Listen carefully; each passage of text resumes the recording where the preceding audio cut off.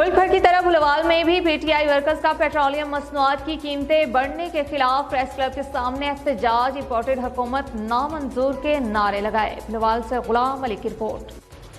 मुल्क भर की तरह बुलवाल में भी पीटीआई वर्कर ने प्रेस क्लब के सामने पेट्रोलियम मसनूआत की बढ़ती हुई कीमतों के खिलाफ एहतजाज किया।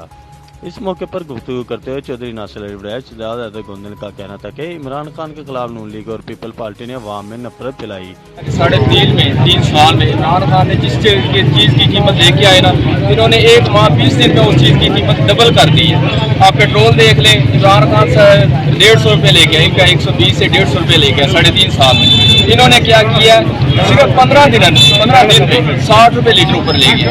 बकाया चीज़ें आप देख लें, घी देख लें 400 रुपये किलो था, अभी 600 रुपये किलो हो गया। दूसरी चीज़ें देख लें, अभी तो महंगाई का जो मुकम्मल है 2-4 दिन हफ्ते बाद आपको पता चलेगा।